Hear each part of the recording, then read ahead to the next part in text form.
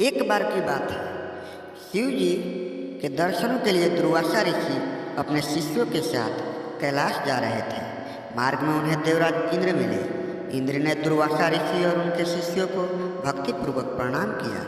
तब दुर्वासा ने इंद्र को आशीर्वाद देकर विष्णु भगवान का परिजात पुष्प प्रदान किया। इंद्रासन के गर्भ में चूर इंद्र ने उस पुष्प को अपने ऐरावत हाथी के मस्तक पर रख दिया। उस पुष्प का स्पर्श होते ही ऐरावत सासा विष्णु भगवान के समान तेजस्वी हो गया। उसने इंद्र का परित्याग कर दिया और उस दिव्य पुष्प को कुचलते हुए वन की ओर चल गया। इंद्र द्वारा भगवान विष्णु के पुष्प का तिरस्कार होते देखकर दुर्वासा ऋषि के क्रोध की सीमा न रही। उन्होंने देवराज इंद्र को श्री लक्ष्मी से हीन हो जाने का शाप दे दिया।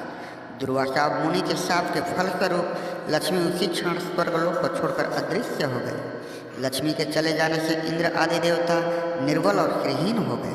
उनका वैभव लुप्त हो गया। इंद्र को बलहीन जानकर दैत्यों ने स्वर्ग पर आक्रमण कर दिया और देवगण को पराजित करके स्वर्ग के राज्य पर अपने परचम फहरा दिया। तब इंद्र देवगुरु बृहस्पति और अन्य देवताओं के साथ ब्रह्मा जी की सभा में उपस्थित हुए। तब ब्रह्मा जी बोले, देवेंद्र भगवान विष्णु के भोग रूपी पुष्प का अपमान करने के कारण रुष्ट होकर भगवती लक्ष्मी तुम्हारे पास से चली गई है। उन्हें पुनः प्रसन्न करने के लिए तुम भगवान नारायण की कृपा दृष्टि प्राप्त करो। उनके आशीर्वाद से तुम्हें खोया वैभव पुनः मिल जाएगा। इस प्रकार ब्रह्मा जी ने इंद्र को आश्वस्त किया और उन्हें लेकर भगवान विष्णु की शरण में पहुँचे। वहाँ पर ब्रह्मा भगवान विष्णु भगवती लक्ष्मी के साथ विराजमान थे। देवगण भगवान विष्णु की स्तुति करते हुए बोले, भगवान आपके श्री चरणों में हमारा बारंबार प्रणाम। भगवान हम सब जिस उद्देश्य से आपकी शरण में आए हैं, कृपया करके आप उसे पूरा कीजिए। दुर्वासा ऋषि के शाप के कारण माता लक्ष्मी हमसे रूठ गई है और दैत्यों ने हमें पराजित कर स्वर्ग पर अधिकार कर लिया है। हम आपकी शरण में हैं, हमारी रक्षा कीजिए। भगवान विष्णु त्रिकालदर्शी हैं। वे पल भर ही देवताओं के मन की बात जान गए। तब वे देवगण से बोले, देवगण मेरी बात ध्यानपूर्वक सुने, क्योंकि केवल यही तुम्हारे कल्याण का उपाय है। दैत्यों पर इस समय काल की विशेष कृपा है, इसलिए जब तक तुम्हारे उत्कर्ष और दैत्यों के पतन का समय नहीं आता, तब तक तुम उनकी संधि कर लो। क्षीर सागर के गर्भ में अनेक दिव्य पदार्थों के साथ साथ अमृत भी छिपा है।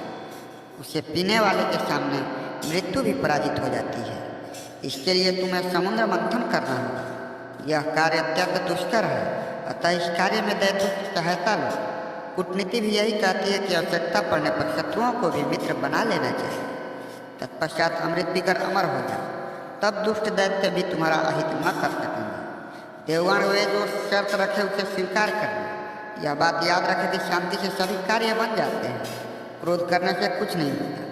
भगवान विष्णु के परामर्श के अनुसार इंद्रादि देवगण दैत्यराज बलि के पास संधि का प्रस्ताव लेकर गए और उन्हें अमृत के बारे में बताकर समुद्र मंथन के लिए तैयार कर गए। समुद्र मंथन के लिए समुद्र में मंदराचल को स्थापित कर वासुकी नाग को रस्सी बनाया गया।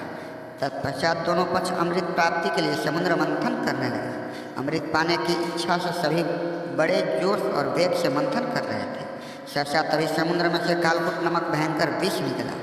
उस विष की अग्नि से दसों दिशाएं जलने लगी। समस्त प्राणियों में हाहाकार मच गया। उस विष की ज्वाला के सभी देवता तथा दैत्य जलने लगे और उनकी कांति फीकी पड़ने लगी। इस पर सभी ने मिलकर भगवान शंकर की प्रार्थना की।